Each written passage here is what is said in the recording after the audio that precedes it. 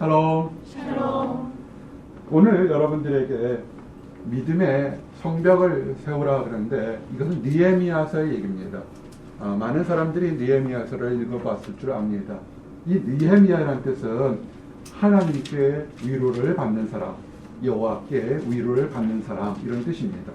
여러분들의 마음속에 힘들고 어려우면 여러분이 남성이든 여성이든 여러분 사람들이 전부 다 느헤미야가 되기를 원합니다. 하나님의 위로를 받는 그런 한 해가 되기를 원합니다. 느헤미야서 1장에 보게 되면 이 느헤미야서를 기록한 사람의 이름이 하갈의 아들이라 이렇게 기록되어 있습니다. 이 느헤미야서 오늘 읽었던 것을 좀 요약하면 전반적으로 이런 역사적인 배경을 가진 사람입니다. 느헤미야는 에스라, 선지자 에스라를 통해서 불타버리고 망해버렸던 이스라엘의 성전 건축에 대한 얘기를 듣고 있었습니다. 이 느헤미야는 그 페르시아 왕 고레스의 당시에 고레스가 이스라엘 백성들 힘이 아닌 페르시아 왕 고레스가 그 명령에서 성전 건축을 시작했습니다. 특이한 경우예요. 그래서 몇십 년이 지나서 비로소 완공이 됐습니다. 성전이 가장 중요한 건 뭡니까? 이스라엘 백성이잖아요. 근데 망해진 성전을 이스라엘 백성들이 자발적인 것이 아니라 정복국이었던 페르시아 왕이었던 고레스가 이스라엘 백성들의 그 믿음과 종교생활, 신앙생활에서 성전을 건축하라 그랬는데 수십 년이 걸리도록 제대로 건축되지 않았습니다. 그렇지만 모든 것이 망한 것 같고 힘든 것 같지만 하나님은 남겨둔 자를 예비해 놓으셨습니다. 렘넌트, 영어로 렘넌트라고 합니다. 남은 자. 이 세상이 아무리 혼란스럽고 다 망해진 것 같지만 하나님은 소수의 하나님 말씀에 목숨을 걸고 순종하는 숨겨진, 남겨진 사람들이 있습니다. 그 남겨진 사람이 누구냐면 선지자 에스라였던 것입니다. 에스라가 성전을 세워야 되는데 수십 년 동안 지지부진했을 때 그 에스라가 이스라엘 백성들의 믿음의 부흥을 위해서 역사를 하기 시작했습니다. 그래서 오랫동안 질질거렸던 그 성전이 나름대로 예배드리는 처소가 마련해졌습니다. 문제는 뭐냐면 성벽이 없었습니다. 마치 광야 한가운데 텐트 하나 치듯이 작은 성전 하나 있었던 것입니다. 그러다 보니까 수없이 많은 불미스러운 일들이 있었던 것입니다. 근데 이때 또한 믿음의 사람, 하나님의 종이었던 그런 에스라 선지자, 우리 같은 현재 같으면 완전히 풀타임 사역자인 에스라 목사님 같은 그런 사역자 종이 있었다면 여러분들 같이 자기 일에 충실하면서 하나님 안에 비전을 가졌던 느헤미야라는 사람이 있었습니다. 느헤미야가 누구냐면 그 당시에 왕의 술잔을 마쳤던 그런 담당자였습니다. 우리가 가끔 그 요셉도 그렇지만 왕의 술잔을 당겼던 그런 기사들이 나오게 됩니다. 음식을 담당하는 그런 시종들이 나오게 됩니다. 그게 뭐 별걸까라고 생각할지 모르겠지만 왕은 그 당시 황제들은 수없이 많은 정복을 뒀기 때문에 누구든지에게 그 황제를 죽이려고 독살하려는 많은 사람들의 그런 음모가 있었습니다. 그렇기 때문에 정말 가장 가까운 곳에 내 음식 또 내가 즐겨 먹는 술을 안전하게 전달할 수 있는 그런 충실된 사람이 있어야 되는 것입니다. 왕의 술잔을 담당하는 사람, 음식을 담당하는 사람 뜻은 뭐냐면 그 당시 왕의 신복 중에 신복이라는 그런 뜻인 것입니다. 근데 이 신복 중에 신복이니까 어떻게 했어요? 세상적으로는 그가 많은 것에 평화를 누리고 물질과 번영을 누릴 수 있는 그런 자리에 있다는 것입니다. 그런 자리가 있었던 것이 느헤미야였습니다. 세상적으로는 출세한 사람입니다. 근데 그가 어느 날 갑자기 고향 땅, 내가 히브리 백성인데 내 고향에 어떤 일이 있을까를 관심을 가지고 그랬더니 뭐냐면 성전 건축은 어거지로 어여여 오랜 시간을 걸렸는데 예루살렘이라는 성벽이 다 무너져서 거기는 마치 이리들이 늑대들이 지나가는 황무지처럼 돼 있다라는 얘기를 듣게 됐습니다. 너무 슬펐습니다. 사람들이 생각하기에 아니 예루살렘 성벽이 무너지는 것이 뭐 대단한 것인가, 그냥 거기에 성전이라는 예배드리는 처소 하나만 있으면 되지 않는가요? 할지 모르겠지만 예루살렘의 성벽이라는 것은 그 당시 이스라엘 사람들의 세 가지 절대적인 신앙의 기초, 신앙의 기둥의 하나인 겁니다. 히브리 백성들, 예루살렘 사람들의 그 신앙의 기본은 뭐냐면 첫째가 뭐냐면 첫 번째 기둥은 뭐냐면 하나님입니다. 그리고 두 번째가 그 하나님께 경배할 수 있는 처소, 거룩한 장소가 뭐냐면 성전인 것입니다. 그리고 또 하나의 기둥이 뭐냐면 내가 하나님을 바라고 예배드리는데 나의 삶 자체를 보호하며 인정받고 안전을 유지할 수 있는 그런 외형적이고 내면적인 그런 보호턱이 뭐냐면 그것이 예루살렘의 성벽인 것입니다. 지금 포로로 잡혀간 이 이스라엘 백성들에게 하나가 부족했던 것입니다. 성벽입니다. 이해가 안 되면 이걸 여러분들에게 적용해서 좀 이렇게 설명을 하겠습니다. 말을 보세요. 이것이 예라고 하면 아멘을 좀 크게 합시다. 하나님을 믿으십니까? 아멘. 여러분이 매주마다 또는 매 순간마다 하나님께 예배를 드리십니까? 아멘. 그러면 이스라엘 백성처럼 첫 번째 기둥인 하나님의 기둥이 굳건히 있었습니다. 두 번째 기둥인 성전, 그것이 교회든 가정이든 어디서 예배를 드리는 곳이었습니다. 세 번째, 여러분을 힘들게 하는 게 뭐냐면 여러분이 이곳 미국 땅에서 이민생활, 유학생활 때 여러분의 삶을 흔들리게 하지 않고 굳건하게 살 수 있는 그런 믿음의 성벽, 삶의 기초, 삶의 환경이 여러분에게 지금 놓여져 있느냐 하는 것입니다. 많은 유학생의 절대 다수가 신분이 위태합니다. 유학생의 신분이 떨어지면 한 달 내 또는 그 그레이스 피리어드 내에 돌아가야 됩니다. 또한 여기서 레지던트 영주권이나 시리즌십을 가졌다 할지라도 물질이나 환경이 미약하게 되면 먹고 사는 게 급급해서 내 신앙이 어디 갔는지 모르는 그런 것들이 굉장히 많습니다. 믿음의 성벽은 뭐냐면 정말 내가 다른 것 보지 않고 하나님께 예배드리는 것에 방해받지 않고 드릴 수 있는 나의 보이는 환경, 나의 내면의 세계를 굳건하게 사는 것이 그것이 성벽이 될 것입니다. 우리 미혼인 사람들이 가장 많이 흔들리는 게 뭐라고 그랬어요? 이성교제였다고요. 하나님이 짝을 주실 거라는 믿음의 성벽이 있으면 전혀 흔들리지가 않는다고요. 직장을 가진 사람들 뭡니까? 요새처럼 미국의 불경기가 심하게 되게 되면 늘 불안해요. 먹고 사는 것 때문에. 우리처럼 나이가 먹게 되면 뭐가 있냐면 건강이라는 두려움이 막 찾아온다고요. 의료보험이 너무 비싸기 때문에 있다고요. 느헤미야가 단지 예루살렘의 성벽이란 눈에 보이는 마치 만리장성을 쌓는 것처럼 진시황이 하는 그런 것을 한 것이 아니라는 겁니다. 느헤미야가 예루살렘 성벽 때문에 가슴 아파했던 건 뭐냐면 저 백성이 정말 제대로 믿음의 삼박자를 거쳐서 가는 한 기둥이 빠져 있었기 때문에 그런 것입니다. 이제 여러분들에게 여러분 세 가지 중에서 올 한 해 동안 믿음의 삼박자가 제대로 맞춰지시기를 원합니다. 아멘.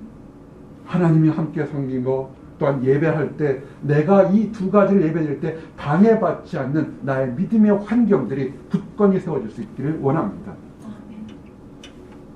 그래서 느헤미야가 왔어요. 정말 기도한 가운데 좀 이따 자세히 설명하겠지만 그가 기적적으로 예루살렘의 총독이 돼서 왔지만 하나 여러분은 아셔야 됩니다. 2016년에 여러분들이 내가 올바르게 살아보겠다, 믿음 생활하겠다 그러면 그런 결심과 동시에 또 여러분들의 그 결심을, 여러분의 환경을 방해하는 동시에 강력한 회방자도 있다는 것을 아셔야 합니다. 이상하게 생각하지 마세요. 믿음 좋은 교회라고 그러는데 힘들고 어려운 일을 보고서 왜 이런 일이 있을까라고 생각하지 마시기 바랍니다. 믿음의 역사상 수천 년 동안 믿음이 올바르게 쓰려는 그 순간부터 회방꾼의 역사는 동시에 강력하게 역사합니다. 느헤미야가 예루살렘 성벽을 세울 때 이름이 산발랏과 도비아라는 정말 불명예스러운 이름의 이 사람들이 또 허다한 많은 사람들이 그 성벽을 건설을 방해했습니다. 놀랍게도 성전이라는 것 작은 거 하나 지을 때 수십 년이 걸렸는데 성전보다 몇십 배 몇백 배 컸던 성벽을 지르는데 52일 만에 성벽이 완성되는 놀라운 역사가 일어나는 것입니다. 이제 나와 여러분들에게 우리가 한번 52일 동안, 이제 오늘부터 시작해서 52일 동안 믿음의 역사 벽돌들을 하나씩 쌓아보기를 원합니다. 우리 광고 시간에 좀 더 어떻게 벽돌을 쌓을지 한번 예배하기로 하겠습니다. 이런 것이 오늘 느헤미야의 배경입니다. 오늘 본문의 말씀을 중심으로 느헤미야의 좀 증거를 하기로 합니다. 느헤미야 1장 1절에서 5절에 보면 하가랴의 아들 느헤미야의 말이라 아닥사스 왕 제20년 기슬월에 내가 수산궁에 있는데 내 형제들 가운데 하나인 하나니가 두어 사람과 함께 유다에서 내게 이를 얻기로 내가 그 사로잡힘을 면하고 남아있는 유다와 예루살렘 사람들의 형편을 물은즉 그들이 내게 이르되 사로잡힘을 면하고 남아있는 자들이 그 지방 거기에서 큰 환난을 당하고 능욕을 받으며 예루살렘 성은 허물어지고 성문들은 불탔다 하는지라 내가 이 말을 듣고 앉아서 울고 수일 동안 슬퍼하며 하늘의 하나님 앞에 금식하며 기도하며 이르되 하늘의 하나님 여호와 크고 두려우신 하나님이여 주를 사랑하고 주의 계명을 지키는 자에게 언약을 지키시며 긍휼을 베푸시는 주여 간구하나이다. 아멘.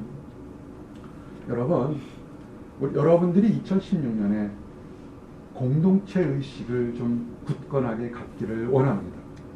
나만의 신앙이 아니라 나와 함께하는 교회의 신앙, 또한 나와 함께 교회가 이 땅, 이 민족에 대한 그런 공동체 의식을 갖기를 원합니다. 느헤미야는 평안했습니다. 인정받았습니다. 칭찬받았습니다. 그의 삶은 그런 삶이었습니다. 근데 그날 어느 날 갑자기 자기가 살던 예루살렘에서 사람들이 왔을 때 믿음의 본거지라는 예루살렘에 있는 모든 것이 황폐해지고 조롱당하고 핍박당한다는 것입니다. 이 얘기 들을 때마다 나도 가슴이 울컥합니다. 2016년에는 우리도 이제는 떠나가는 교회, 졸업해서 떠나가는 교회, 직장과 떠나가는 교회가 아니라 이 교회가 정말 나의 마더처치라 생각해서 육신이 멀어진다 할지라도 기도하고 후원하는 그런 사람들이 좀 많았으면 좋겠습니다. 한국에 연말 연시했을 때 여기서 힘들고 어려웠던 사람들, 속색에서 사람들, 참 많은 사람이 있을 때 그 사람들이 연락 옵니다. 와서 이 그리스 교회를 위해서 계속 기도하고 있다는 사실을 했을 때 얼마나 뿌듯한지 몰랐습니다. 비록 눈에서 안 보인다 할지라도 그들이 이 교회를 위해서 기도해 주는 것처럼 느헤미야가 그랬습니다. 눈에서 안 보이는 예루살렘 성전과 성벽을 위해서 그가 기도하기 시작했습니다. 이 느헤미야의 기도에서 우리가 도전받을 것이 하나 있습니다. 3가지 정도 여러분들에게, 주부에게도 느헤미야의 기도의 핵심을 적어놨는데 여러분 삶에 그대로 적용하기를 원합니다. 축복받기를 원합니다. 아멘. 인생이 힘들고 어려울 때 가장 중요한 것은 기도입니다. 올해는 정말 죽기 살기로 기도하는 해가 되기를 원합니다. 그래서 기도가 하나님께 나아가는 것입니다.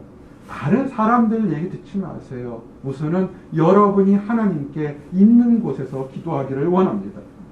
정말 놀랍게도 이것은 작은 목자의 얘기가 아니라 수십 년, 수백 년, 수천 년 동안 기도는 사람의 문제와 환경의 문제를 해결하는 능력이 있습니다.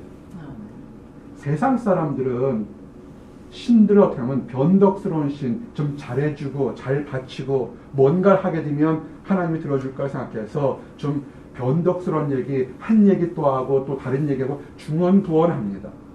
그렇죠? 우리 하나님은 그런 하나님이 아닙니다. 우리 하나님은 우리들의 마음에 가장 그 깊숙이 있는 것에까지 다 아시기 때문에 우리가 중언부언할 필요가 없습니다. 그래서 하나님 앞에서 우리 있는 것을 그대로 내려놓게 되면 정말 놀랍게도 하나님 때 역사가 됩니다. 한번 생각해 보세요. 이것이 이 예루살렘 성벽이 여러분의 가정이 될 수도 있고 여러분의 미래가 될 수 있고 우리 그리스 교회의 미래가 될 수 있고 이 미국 교회의 미래가 될 수 있습니다. 무너졌다는 거예요. 힘들었다는 거예요. 어떻게 하겠습니까? 우리 효자 효녀들 많아요. 한국에 있는 가정이 힘들고 어려울 때 안타깝고 눈물고 가슴 아파할 때가 있다고요. 그렇게 드는 효자 효녀 많다고요. 그러나 한 단계 더 나아가기를 원합니다. 따라하세요. 하나님께 기도하자. 하나님께 기도하자. 생각해 보세요. 지금 니헤미야는 바사지하고 페르시아에 있고 예루살렘은 여기 있다고요. 지금도 비행기 타면 몇 시간에 갈 거리인데 그 당시에는 정말 말 타고 걸어가면 정말 오래 걸리는 길에 그 무너졌다는 얘기 듣고 슬퍼할 때 무슨 역사가 일어나겠습니까? 근데 그건 세상 사람들이 하는 것이고요. 공간적으로 멀다 할지라도 환경적으로 아무것도 할 것이 없다 할지라도 여러분에게도 지금 니헤미야도 할 거 뭐냐면 하나님께 기도하십시오.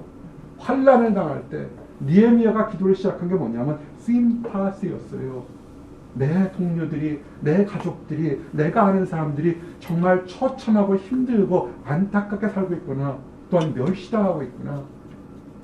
여러분, 하나님의 응답이요 어떻게 오냐면 나 잘났어, 나 뛰어나, 나 편해. 그런데 뭔가 한번 이제 여유가 있으니까 기도해볼까? 그럴 때 하나님은 잘 역사 안 하세요. 상한 마음, 슬픈 마음, 내 자신뿐만 아니라 내 주변에 힘들고 연약한 사람들, 내 가족이든 내 교회든 그렇게 상한 마음, 통해하는 마음이 있을 때 하나님도 역사하신다는 겁니다. 아멘. 그가 기도를 시작했습니다. 기도를 시작할 때 정말 어떻게 어디서 도와줄지 모를 때 놀라운 역사는 뭐냐면 그가 예루살렘의 총독으로 가게 됐다는 겁니다. 여기서 볼 때 우리는 결론을 알아요. 그렇지만 니헤미야가 기도를 시작할 때는 언제 어떻게 될지 아무도 모릅니다. 우리 한번 해봅시다. 오늘 끝나고 나서부터 우리 좀 더 가사하겠지만 앞으로 52일간 아니면 더 긴 간이라도 우리가 한번 진중하게 니헤미야 기도처럼 우리의 가정, 내가 하나님을 알고 하나님의 성전을 섬기지만 내가 어떻게 우리 집안, 우리 교회, 우리 사회를 이렇게 굳건하게 세울 수 있는 것에 대해서 심파스를 가지고 한번 기도해 보기를 원합니다. 니헤미야의 첫 번째는 뭐냐면 하나님이 반드시 구원하실 거라는 것을 믿었다는 것입니다. 아멘. 다른 것처럼 변덕스러운 하나님처럼 그거 생각하지 마세요. 하나님은 반드시 여러분을 도와주십니다. 니헤미야는요 하나님을 어떻게 알았냐면 네 가지 하나님을 알았어요. 하늘에 계신 하나님을 알았습니다. 크고 두려우신 하나님, 언약을 지키시는 하나님, 긍휼을 베푸시는 하나님. 많은 사람들은 하나님이 땅에 있고 눈에 보이는 어떤 형상을 보지만 아니에요. 하나님은 그렇지 않았어요.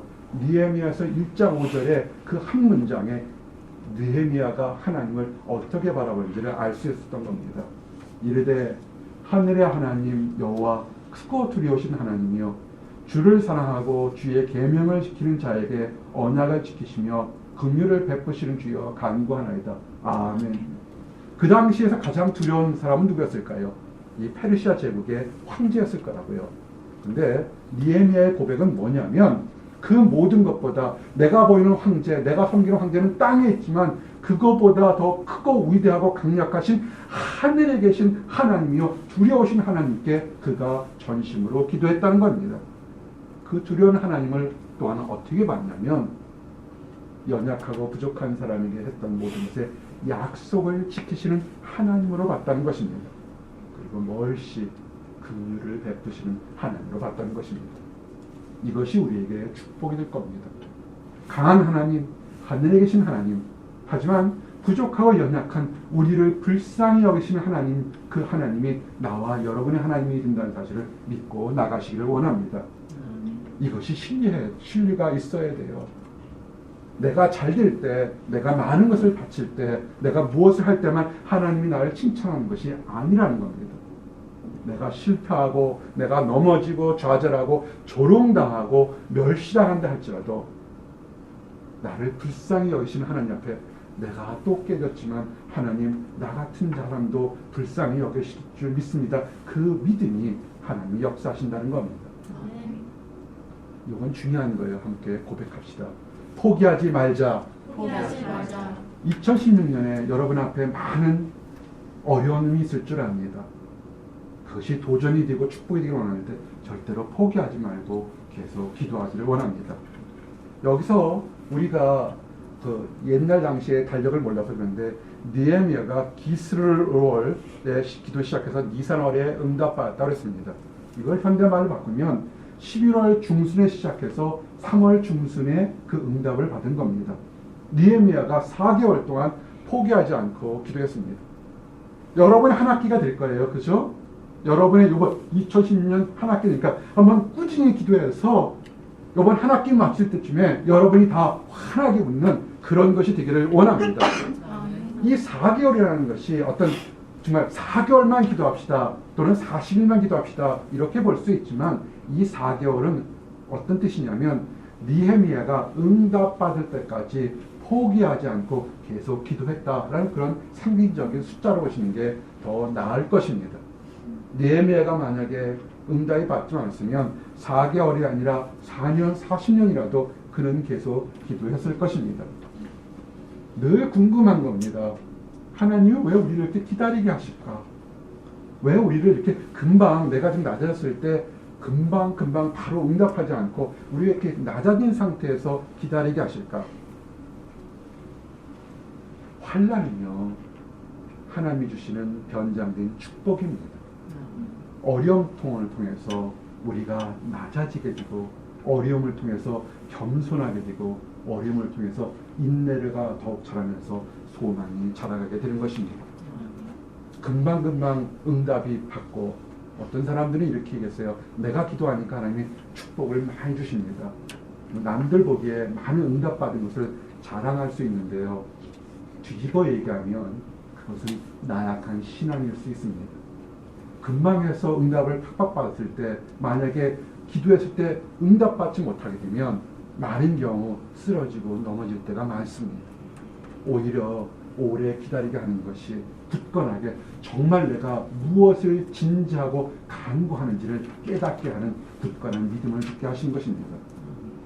그리고 하나가 이 40일 동안 주여 주시옵소서라고 기도하는 것도 좋지만 그 기도와 함께 내가 또 하나님 앞에서 무엇을 잘못했는가 하는 회개의 기도가 함께 있어야 되는 것입니다. 회개가 있어야 돼요. 우리가 연단이 오고 환난이 오는 것은 하나님 앞에서 내가 무언가 하나님의 관계가 틀어진 답답한 죄 문제가 있어서 그러니까 회개하고 회복하기를 원합니다. 그래서 끈질기게 기도하면서 내가 막힌 것이 무언가를 깨달은 회개가 있기를 원합니다. 그리고 기도하면 주실 것을 믿으십니까? 아멘. 그러면 내가 기도한 것처럼 그렇게 헌신하기를 원합니다. 그가 정말 기도한 후에 어떻게 하냐면 왕에게 찾아가서 도움을 요청했습니다. 근데 만약에 말도 안 되는 거죠. 적국이고 포로국인데 왕에게 찾아가서 성벽을 짓겠다는 건 뭐냐면 그 성벽은 군사적으로 자기 자신을 방어하는 거기 때문에 잠깐만 오해하게 되면 반란을 꾀하는 것과 똑같은 것입니다. 그런데 그가 하나님이 분명히 들어줄 거는 확신하기 때문에 그 또한 들어주시 않는다 해서 내가 만약에 목숨을 걸은 그런 어려움이 왔다도 그는 기꺼이 찾아갔다는 것입니다. 느헤미야는 목숨을 걸고 설사 죽을지언정 그가 찾아가서 왕에게 부탁했습니다. 직위를 박탈당할 수 있고 때로는 죽음을 당할 수도 있는 것입니다. 여러분, 여러분의 기도가 내가 믿음대로 살겠다, 믿음의 사람을 주십시오, 믿음대로 내 인생의 길로 하겠다 그러면 그 기도한 대로 여러분도 헌신하고 순종하는 그 모습이 그대로 있어야 되는 것입니다. 우리가 많이 하는 것이 있어요. 비가 오기를 기도했으면 나갈 때 날이 쨍쨍해도 우산을 들고 나가야 되는 것입니다. 부흥을 원했다면 더 큰 예배처를 우리가 준비해야 되는 것입니다. 기도했으면 이루어질 걸 믿고 그대로 나가야 되는 것입니다. 여기서 이 세 가지 기도가 느헤미야의 축복인 것입니다. 이거를 좀 더 간단하게 이제 말씀을 통해서 간단하게 증거하면서 은혜를 받기를 원합니다. 하나님의 약속을 늘 기억하십시오. 하나님의 약속을 기억하려면 어떻게 됩니까? 말씀을 묵상하셔야 돼요. 내 생각이 아니라 말씀을 묵상하셔야 됩니다. 느헤미야서 1장 8절에 옛적에 주께서 주의 종 모세에게 명령하여 이르시되 만일 너희가 범죄하면 내가 너희를 여러 나라 가운데 흩을 것이요 만일 내게로 돌아와 내 계명을 지켜하면 너희 쫓긴 자가 하늘 끝에 있을지라도 내가 거기서부터 그들을 모아 내 이름을 두려고 택한 곳에 돌아오게 하리라 하신 말씀을 이제 정확한 데 기억하옵소서. 아멘. 느헤미야의 기도의 첫 번째 시작은 뭐냐면 내가 원하는 간절함이나 나의 주장이 아니라 하나님 말씀을 묵상하고 들고서 하나님께서 이렇게 말씀하셨으니 이 말씀을 이제 나에게 적용시켜 주시옵소서라고 했던 겁니다. 이게 중요한 거예요. 이제 우리가 이따 잠깐 말씀하겠지만 우리가 느헤미야처럼 믿음의 성벽 세우는 거, 우리 카카오톡이나 이메일에 여러분이 주신 말씀을 한 절에 적어서 매일같이 우리 한번 믿음의 성벽을 나눠봅시다. 말씀을 찾으셔야 돼요. 말씀 안에서 그가 잘못했을 때는 회개하고 회개한 자에게는 아무리 멀리 있는 자에게도 하나님께서 은총을 주시겠다는 그 말씀을 찾고 느헤미야가 하나님께 기도했던 것입니다. 그래서 그러면서 이 백성이 하나님 택한 백성이라는 것을 그가 고백했던 것입니다.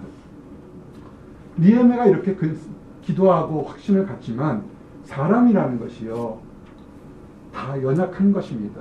그렇게 기도하면서도 얼굴에는 근심빛이 있었던 것이에요. 느헤미야서 2장 1절에 보니까 2장 1절에 아다사스 왕 20년 니산월에 왕 앞에 포도주가 있기로 내가 그 포도주를 왕에게 드렸는데 2절에는 내가 왕 앞에서 수심이 없었더니 그가 마음속에 근심이 있는 것이 얼굴이 보여요. 여러분들이 그냥 나는 행복합니다. 잘 지내요. 하지만 조금만 관심을 가지고 그 사랑을 갖게 되면 그 사람이 지금 무슨 근심하는지 알 수가 있게 됩니다. 무관심이 사실은 다 나쁜 거예요. 왕이 있을 때 수없이 많은 포도주가 있을 때 이 느헤미야가 이것은 안전하고 맛있고 귀한 거라고 왕에 드리는데 기쁘게 드려야 돼요. 만약에 근심 없고 초조한 것을 드리면 왕이 봤을 때 뭡니까? 그 술잔을 말 때 독이 들었으면 어떻게 됩니까? 죽이는 거 아니에요. 그래서 왕은 항상 술잔을 바치는 사람의 눈빛을 보게 된다고요. 얘가 정말 순종의 기쁨을 드리는 것인가 아니면 불안하고 초조하게 드리는 것인가. 얼굴색이 근심이 있다는 것은 이 느헤미야가 했을 때 가장 치명적인 문제가 되는 것입니다. 근데 평상시에 느헤미야가 충실되게 했나 봐요. 크리스찬이요 교회에서만 하나님 찾으면 안 돼요. 크리스찬은 평상시에 범사에 여러분이 일하는 가정과 직장에서 사람들에게도 인정과 칭찬을 받아야 되는 겁니다. 다른 황제 같았으면 조금이라도 불안한 모습을 봤으면 이놈 배신한 놈이라고선 그 잔에 아무 것이 없다 할지라도 처형했을 겁니다. 황제가 묻습니다. 왕이 묻습니다. 너 무슨 고민이 있느냐라고 묻습니다. 그러면서 없다 그러는데도 황제입니다. 아니야. 내가 보니까 넌 정말 마음에 뭔가 고민이 있어. 너 나 죽이려고 그러는 거지. 라고 질문한 것과 똑같습니다. 그럴 때 이 느헤미야가 그대로 얘기합니다. 2장 3절에 보니까 왕이은 만세수를 하옵소서 내 조상들의 묘시 있는 성읍이 이제까지 황폐하고 성문이 불탔사오니 내가 어찌 얼굴에 수심이 없사오리까. 아멘. 근데 이거 한번 생각해 보세요. 그 성문 누가 불태웠어요? 이 왕이 불태웠다고요. 그 왕의 조상들이 다 불태워버렸다고요. 멸망시켰던 거라고요. 멸망된 땅에서 그 때문에 고민한다 그러면 배반하겠다는 얘기와 똑같은 거잖아요. 그런데요, 여러분의 삶에서 오해하고 싶을 것이 오해당하고 수없이 많은 오해가 있을 때요, 어떻게 푸냐면 나는 그거 아니라고 억지로 강변하지 마시기 바랍니다. 한번 따라하세요. 하나님 안에 비전. 하나님 안에 비전. 여러분이 하나님 안에 비전이 있으면 지금 당장 오해한다 할지라도 때가 되면 오해가 풀리고 화목할 수 있습니다. 기다리십시오. 느헤미야가 이렇게까지 말할 때는 충분히 오해를 살 수밖에 없어요. 너 지금 민족 독립운동하냐? 이렇게 할 수밖에 없다고요. 그런데 느헤미야가 얘기를 합니다. 내가 민족 독립운동이냐 왕에게 반역하는 것이 아니라 하나님 안에서 믿음 생활하기 위한 것이라고 그 비전을 얘기합니다. 5절에 왕에게 아뢰되 왕이 만일 좋게 여기시고 종이 왕의 목전에서 은혜를 얻었사오면 나를 유다 땅 나의 조상들이 묘실이 있는 성읍에 보내어 그 성읍을 건축하게 하옵소서. 아멘. 하나님 안에 받은 이 비전이라고요. 느헤미야가 받은 비전이 뭡니까? 내가 살든지 죽든지 이 성읍을 제대로 건축했던 비전을 얘기했을 때 여기까지는 느헤미야가 자신이 할 수 있는 일입니다. 내가 금식하고 내가 회개하고 가슴을 치면서 눈물을 흘리며 40일 동안 또한 4개월 동안 기도한 모든 것에서 내가 할 수 있는 일입니다. 하나 착각하는 것은 뭐냐면 내가 열심히 한다고 세상 일이 바뀌는 것이 아닙니다. 나머지 일은 뭐냐면 하나님이 하셔야 돼요. 근데 느헤미야서의 놀라운 축복이 뭐냐면 그가 하나님 앞에서 눈물로 기도하고 그 겸손하게 기도했을 때 하나님께서 이 왕의 마음을 바꿨습니다. 그러면서 뭐냐면 그가 그 먼 거리까지 갈 때 그 가는 길을 그 서쪽에 있는 총독들에게 가는 길과 다 주게 하고 오히려 왕의 삼림 감독에게도 명령을 내려서 그 성전을 질 수 있는 제목과 모든 물질을 함께 줬는 것입니다. 참 놀라운 거예요. 나는 하나님 앞에서 성벽을 지으리라는 그런 꿈과 희망이 있지만 어서 어떻게 할지 몰랐을 때 하나님께서 역사하셔서 더 필요한 많은 물질과 사랑과 환경까지도 열어주시는 것을 그가 경험했다는 것입니다. 나와 여러분이 올해 이런 것이 있기를 원합니다. 우리의 미래 비전에 내가 직장을 가지고 내가 결혼을 하고 내가 대학에서 강의를 하고 연구실은 어떻게 차리고 내가 자녀들은 어떻게 키우고 정말 많은 문제들이 우리에게 있습니다.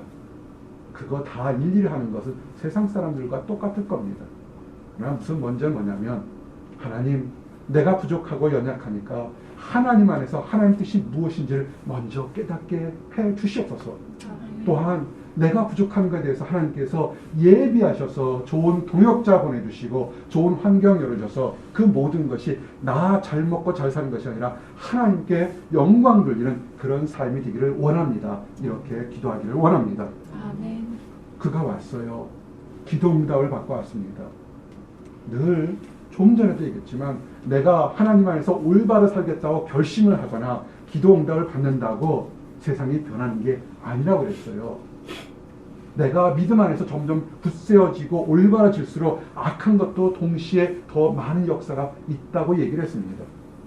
그가 예루살렘에 온 지 4일 만에 그의 몇 명의 사람들 들고 아무도 얘기하지 않고 내 마음에 주신 것이 있으니까 그 돌아보게 됩니다. 나가보니까 예루살렘 성벽이 다 무너졌어요. 모든 것이 다 너무나 황폐합니다. 있는 것이 하나도 없어요. 그것이 느헤미야 2장 11절 14절 얘기입니다. 어디서부터 어떻게 시작해야 될지를 모르겠습니다. 중요한 것은 뭐냐면 이럴 때 여러분의 삶이 있을 때 한번 이거 중요한 거예요. 한번 다시 한번 합시다. 비전 나눔. 여러분의 꿈, 비전을 하나의 비전을 나누십시오. 나눠서 함께할 사람들이 있어야 돼요. 혼자 있지 마시고 나눠야 있어야 되는 겁니다. 행복한 건 뭐냐면 물질적으로 환경적으로 행복한 것은 느헤미야가 그 황궁에 있을 때가 더 편했을 겁니다. 총독으로 왔지만 아무것도 없어요. 명목상 총독이지 다만 아무것도 없습니다. 근데 어떻게 시작하냐면 내 꿈과 비전을 나눠서 함께할 사람이 있어야 되는 것입니다. 느헤미야서 2장 16절 18절 중에 있게 보면 17절에 후에 그들에게 이르기를 우리가 당한 곤경을 너희도 보고 있는 바라. 예루살렘이 황폐하고 성문이 불탔으니 자 예루살렘 성을 건축하여 다시를 수치 당하지 말자 하고 또 그들에게 하나님의 선한 손이 나를 도우신 일과 왕이 내게 이런 말씀을 전하였더니 그들의 말이 일어나 건축하자 하고 모두 힘을 내어 이 선한 일을 하려 하며 아멘. 정말 드는 집안이고 드는 민족이었던 겁니다. 느헤미야는 한 사람이 꿈을 가지고 성벽을 건축하겠다 했습니다. 현실적으로는 아무것도 없었습니다. 그가 4개월 동안 죽기를 각오하고 눈물로 회개 기도했을 때 왕의 마음이 열려서 그가 이쪽으로 충돌하게 되고 많은 것들을 환경이 열어졌습니다. 열어졌지만 성벽을 혼자 세우는 것은 아니지 않습니까? 함께 누군가 해야 될 때 그 꿈과 간증을 들었던 사람들이 그들도 뭐라 하냐면 우리가 모두 힘을 내어서 함께 일을 하자 이러는 것입니다. 2016년에 나와 여러분이 이런 일이 있기로 합니다. 함께 우리가 힘을 내서 이 일을 하자 이런 것이 우리에게 일어나기를 원합니다. 예루살렘 성벽을 세우는 것, 우리가 건물을 짓는 것은 건축하는 석수쟁이나 목수쟁이 이런 사람들이 할 거라고 생각하는데 여러분이 볼 때 돌아가서 보세요. 느헤미야 3장에 보게 되면 그 성벽을 세웠던 사람들이 제사장이나 주의 일을 하는 사람들이 그들이 솔선수범해서 그 일을 했던 것을 알게 됩니다. 힘 있는 사람은 많이 세우고 적은 사람은 적게 세웠지만 모든 사람들이 다 동참했던 것이 그 이름들이 쭉 나오게 됩니다. 대제사장 엘리야살과 그 형제들, 여리고 사람들, 이므리 아들 삭골, 어문은 하스나의 자손들, 정말 이 느헤미야 3장에는 수없이 많은 사람들이 그들이 함께 동참해서 역사했다는 것을 알게 됩니다. 그래서 갑자기 남아있는 사람들이 성벽을 막 짓기 시작했습니다. 그럴 때 악한 것도 동일하게 역사합니다. 산발랏이라는 사람이 히브리 백성들이, 이스라엘 백성들이 예루살렘 건축하는 걸 듣고서 크게 분노합니다. 아니 왜 자기 땅도 아닌 예루살렘 사람들이 예루살렘을 위해서 기도하고 성벽을 짓는데 왜 분노합니까? 왜 믿음 안에서 올바르게 살려고 하는데 왜 분노합니까? 왜 하나님 말씀대로 성령 안에서 올바르게 사는데 왜 분노합니까? 여러분 이런 거 궁금해 생각하지 않으셨어요? 이 땅에는 천사만 있는 것이 아니에요. 이 땅에는 악한 것이 있습니다. 이 땅의 주인이 누구라고 했습니까? 이 땅에 쫓겨온 사단 마귀라고 했습니다. 산발랏과 그의 무리들이 분노하면서 유대 사람을 비웃습니다. 비웃는 정도가 아니라 틈만 나면 정말 그들을 죽이려고 합니다. 그들이 조롱했던 거, 자기 형제들 사마리아 군대를 갔을 때 정말 저들을 없애버리자, 저들이 지은 설병은 대충 짓으니까 여우가 올라가도 무너질 것이다. 그리고 우리가 군대를 가지고 가서 저들을 다 요란하게 쳐서 죽여버리자, 이렇게 얘기를 합니다. 말이 아니라 그들은 정말 예루살렘 성벽을 쌓는 사람들을 없애려고 합니다. 여러분들 깨어 있으셔야 돼요. 2016년에 여러분의 집과 가정과 교회와 사회가 하나님께서 올바르게 하게 되면 그와 동시에 그것을 해치려는 많은 악한 것들이 여러 가지 방법으로 얘기를 하게 됩니다. 오늘 굉장히 투쟁적인 언어 같지만 성경은 이렇게 되어 있습니다. 형제와 자녀와 아내와 집을 위해 싸우라. 여러분 믿음 안에서 굳건히 싸우셔야 됩니다. 느헤미야서 4장 14절에 내가 돌아본 후에 일어나 귀족들과 민장들과 남은 백성에게 말하기를 너희는 그들을 두려워하지 말고 지극히 크시고 두려우신 주를 기억하고 너희 형제와 자녀와 아내와 집을 위하여 싸우라 하였느니라. 아멘. 여러분 악한 것들이 우리가 생각하기는 악한 것들이 영적인 거니까 그냥 상징적으로 생각하십니까? 아니에요. 여러분의 가정과 여러분의 마음의 평화와 여러분 육체를 정말로 해치도록 덤벼듭니다. 싸우셔야 돼요. 두려워할 것은 하나님을 두려워하고 우리가 믿음 안에서 나의 가정과 나의 형제와 나의 자녀들과 내 집과 내 교회를 위해서 여러분 믿음의 선한 싸움을 하셔야 합니다. 어떻게 싸워야 됩니까? 마귀는 혼자 있게 만들어요. 교회에서 떨어져 나가게 되고 가정에서 떨어져 나가게 되고 직장에서 떨어져서 혼자 있게 만듭니다. 오늘 주신 말씀이 뭐냐면 나팔 소리 낼 때 적이 쳐들어왔다 소리 낼 때 그들이 그 나팔 소리 들으면 모여서 함께 나가 싸워야 되는 겁니다. 나팔 소리가 뭡니까? 상징적으로 기쁜 복음의 소식, 진리의 소식을 들으면 모여야 되는 것입니다.